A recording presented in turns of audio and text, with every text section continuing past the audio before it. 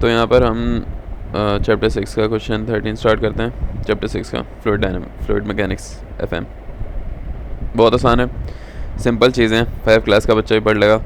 लेकिन इशू ये है कि आपने बस समझना है कि पढ़ना है बस, और कुछ भी नहीं है। इसकी भी ऊपर डेरिवेशंस हैं जो कि सर से मैं पूछूंगा कि आएंगे या नहीं आएंगी, तो करवा दूंगा, नहीं तो ज़रूरत नहीं है। बस फार्मूला रट्टा मारो, बहुत ज़्यादा आसान है। तो फ्लो फील्ड है, एक फील्ड है जहाँ पर फ्लो हो रहा है, वहाँ पे आपको V दिया हुआ है।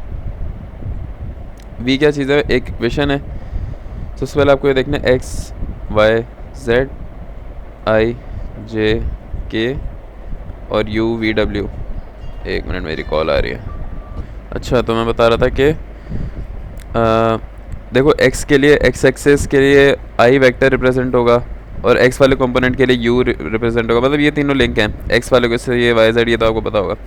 तो यहाँ पर जब मेरे पास एक इक्वेशन दी हुई है V इज इक्वल टू, ये देखो, ये इसका I कंपोनेंट मतलब X कंपोनेंट है, ये इसका Y कंपोनेंट है, प्लस जो W कंपोनेंट है वो यहाँ पर 0 है।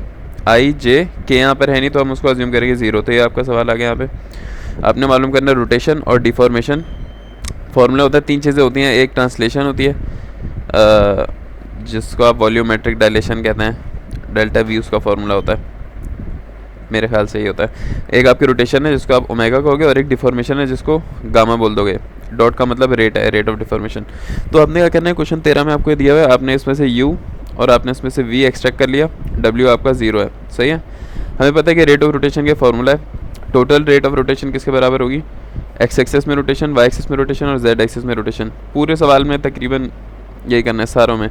अगले सवाल में भी ये देखो, I J K X Y Z तीनों में निकालना है अपने टोटल। तो ये रहा आपका फार्मूला आपका ये रहा। देखो X एक्सेस में ना, अबे फिर से कॉल आ रही है। सही है, बहुत सिंपल है, WX WY WZ। अच्छा, X का मतलब क्या है? X में रोटेशन का मतलब है कि आप जो फॉर्मूले में लगाओगे वो Y और Z प्लेन लगा लोगे, Y और Z। सही है।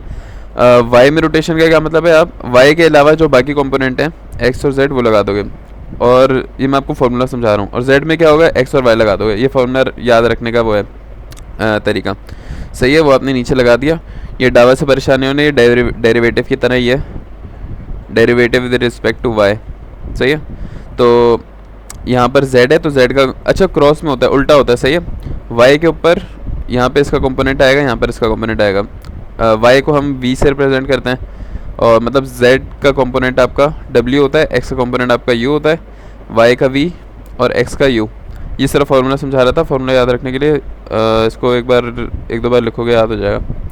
तो ये हो गया हमारा 1/2 आएगा फार्मूले में आपका। WX निकालेंगे, ये आ गया WX WY WZ, तीनों निकाल लिए।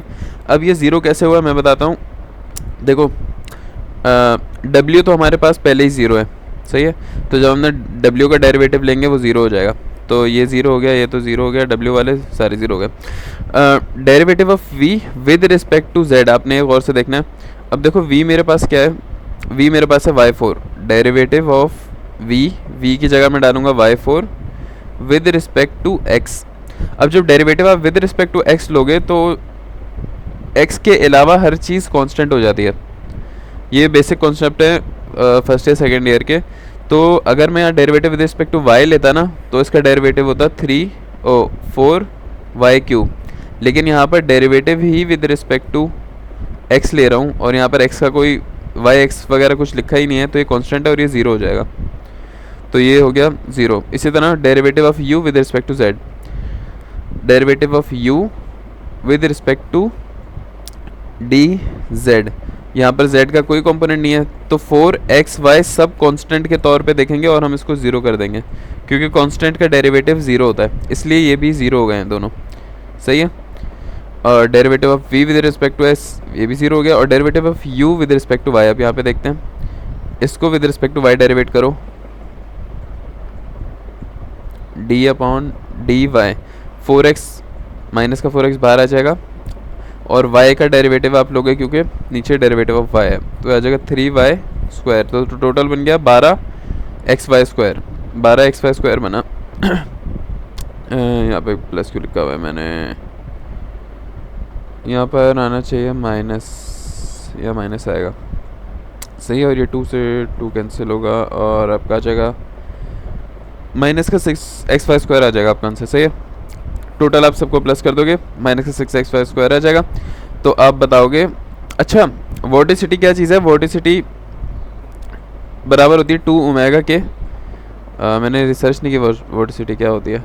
खैर अभी आप इस तरह फॉर्मूला याद रखो। देखो जब भी रोटेशन मालूम करेंगे ना क्या रोटेशन हो रही है या नहीं, तो आप सिर्फ ओमेगा से काम नहीं चलाओगे, आप वोर्टिसिटी निकालोगे। वोर्टिसिटी का फॉर्मूला बहुत सिंपल है। वोर्टिसिटी बराबर है 2 मल्टीप्लाई बाय ओमेगा। सिंपल है। ये आपकी रोटेशन थी, रोटेशन आपको निकालना ज़रूरी है। उसको मल्टीप्लाई बाय 2 कर दो तो वोर्टिसिटी आ जाएगी। वोर्टिसिटी आपको बताइए कि रोटेशन हो रही है या नहीं हो रही है। सही है। तो आपका आंसर आ गया। अगर ये देखो वोर्टिसिटी का अगर आंसर आपका 0 आ जाता ना, अगर ये सब 0 होते तो आप बोलते कि इट इज़ इररोटेशनल, मतलब देयर इज़ नो रोटेशन। लेकिन हम बोलेंगे इट इज़ नॉट इररोटेशनल क्योंकि हमारा ओमेगा की कुछ वैल्यू बन रही है। अगर ये 0 बनती तो हम बोलते कि भाई ये रोटेशनल है, रोटेट नहीं हो रहा, लेकिन कुछ रोटेशन इसमें है। सेकंड चीज़ इन लोगों ने मांगी हुई यहाँ पर डिफॉर्मेशन। ये रेट ऑफ डिफॉर्मेशन आपका गामा डॉट से रिप्रेजेंट करते हैं। वो जो हमने निकाला वो रोटेशन होती है एक्स एक्सेस, वाई एक्सेस और जेड एक्सेस। जबकि गामा में फ़र्क ये है कि गामा प्लेन में होता है।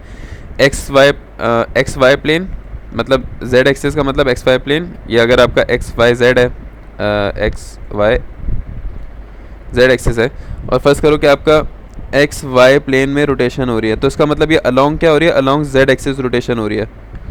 सही है। तो अगर एक्स वाई प्लेन ये क्या है, आई की अगर मैं बात करूं तो ये होगा वाई जेड प्लेन में, और जे की अगर मैं बात करूं तो ये होगा एक्स जेड प्लेन में, और के की अगर मैं बात करूं तो ये एक्स वाई प्लेन में होगा। इसको आप थोड़ा लिंक बना के देखना। ये अगर वाई है, ये एक्स है, ये जेड है, तो आपकी रोटेशन किस तरह से हो रही है। तो आप सीधे सीधे बोलोगे कि ये एक्स एक्सिस में अगर आपकी डिफॉर्मेशन हो रही है तो ये अलोंग वाई जेड प्लेन हो रही है। अगर आपकी वाई एक्सिस में हो रही है तो जेड एक्स प्लेन में, और अगर आपकी जेड एक्सिस में हो रही है तो एक्स वाई प्लेन में, along Z axis, along Y axis और अलोंग एक्स एक्सिस। सही है। ये आपने इस तरह फार्मूला बनता है। फार्मूले में कुछ भी डिफरेंस नहीं है। फार्मूले में डिफरेंस ये है कि यहाँ पर अगर 1/2 आता है तो डिफॉर्मेशन में 1/2 नहीं आएगा, और यहाँ माइनस की जगह प्लस आ जाएगा। देखो बहुत सिंपल है, 1/2 नहीं आया, माइनस की जगह प्लस आ गया, आपका आंसर आ गया 12xy²। आप बोलोगे there is a value x5, so deformation takes place in xy plane. यहाँ पे कुछ लॉजिक बताई हुई है कि डेरिवेट किस तरह हो रहा है, एक आधी लॉजिक बताई हुई है। तो बस ये इतना ही है। ठीक है।